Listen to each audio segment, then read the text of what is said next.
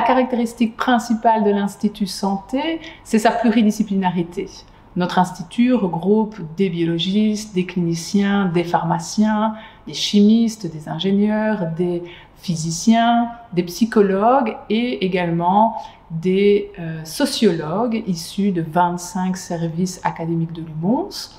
Alors, notre activité de recherche concerne le secteur de la santé humaine bien sûr, mais tant au niveau des aspects physiques que des aspects mentaux. Et nous savons bien sûr que ces deux aspects, si on suit l'adage « un esprit sain dans un corps sain », sont deux aspects critiques et cruciaux dans la société d'aujourd'hui.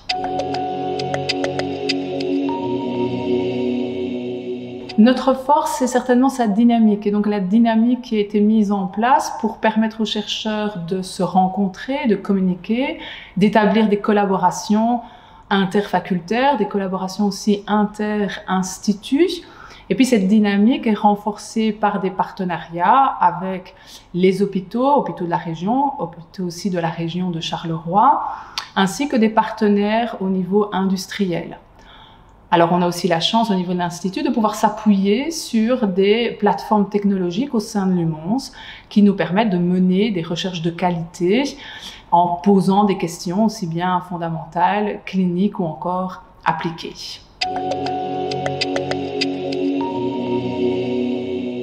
Curiosité. Faire une thèse, c'est explorer de nouvelles choses. Je pense que le nom de notre métier, chercheur, est assez explicite à ce sujet-là. Et pour ma part, explorer, ça passe par une enquête de terrain où je rencontre plein de gens différents, où je vais dans des lieux différents. Et alors, ça passe aussi par beaucoup de lectures et beaucoup de livres. Créativité. Faire de la recherche, c'est créer des nouvelles choses, inventer, innover. Mais c'est ensuite pouvoir les présenter lors de congrès, par exemple en Belgique ou à l'étranger. C'est également pouvoir écrire des articles qui vont ensuite être évalués par des experts du domaine, ensuite publiés, qui vont permettre d'avoir une reconnaissance en soi et en sa recherche. Application.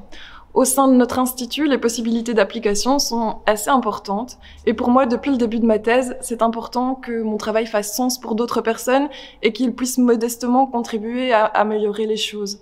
Et il y a aussi cet enjeu d'être à la hauteur des personnes qui m'accordent de leur temps et qui parfois se confient sur des sujets assez compliqués. Enrichissement. Le doctorat est un grand et beau challenge aussi bien au niveau professionnel, mais aussi au niveau personnel. Augmentation de l'estime de soi, parler en public, gérer des problèmes, gérer son stress, sont des aptitudes qu'on va développer lors de son doctorat. Lors du doctorat, on va être aussi amené à rencontrer énormément de personnes, que ce soit notre horizon, dans notre équipe de labo, mais également d'autres horizons et d'autres équipes au sein de l'Institut.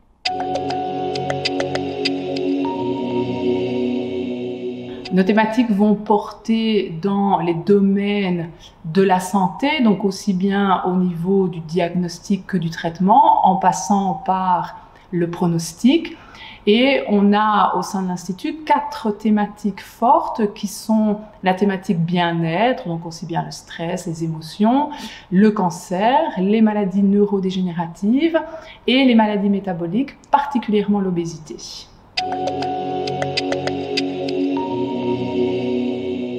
Donc prenons en exemple l'obésité, qui est une pathologie qui a de multiples facettes. Pour ma part, j'étudie les conséquences néfastes de l'obésité sur le cerveau.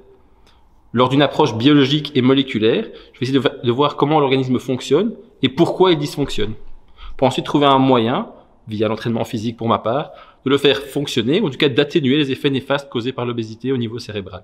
Moi, je m'intéresse à comment ce qu'on considère être un surplus de poids est socialement construit dans notre société et comment il est pris en charge par les institutions médicales et en dehors des institutions médicales. Notre corps s'inscrit dans une histoire longue, celle de notre société, et dans une histoire plus courte, la nôtre. Et c'est par son intermédiaire qu'on s'inscrit dans le monde, qu'on a nos rapports avec les autres et aussi qu'on se perçoit. Et moi, ce sont tous ces aspects-là auxquels je m'intéresse. Finalement, dans cette pathologie, on se rend compte que ce qui est important, c'est l'équilibre entre notre santé physique, notre santé psychologique et notre bien-être social. Et que cet équilibre est difficile à trouver, et qu'en plus, il est dépendant d'une personne à l'autre. Antoine et moi, on est amenés à dialoguer avec le même type d'acteurs, les soignants, les scientifiques, les personnes concernées, et on se rend compte que au plus on arrive à construire ensemble une image complexe des problèmes qui se posent, au plus la solution qu'on peut proposer sera originale. Et dans nos champs de recherche, un des challenges les plus importants, c'est d'arriver à faire dialoguer nos disciplines, et clairement, l'Institut de santé participe à cela.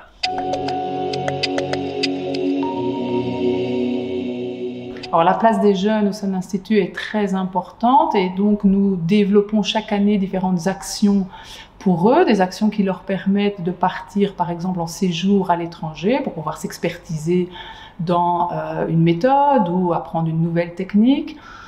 Des actions qui leur permettent aussi d'aller défendre leurs résultats lors de congrès scientifiques ou encore des bourses d'initiation, d'impulsion qui leur permettent de développer des nouvelles recherches expérimentales. Et puis au sein de l'Institut, on essaie régulièrement d'organiser des journées de l'Institut dont le but est vraiment de mettre en avant les jeunes chercheurs. Et ces journées sont en plus pour les chercheurs une occasion de pouvoir se rencontrer et surtout de discuter de leurs résultats dans un cadre plus convivial.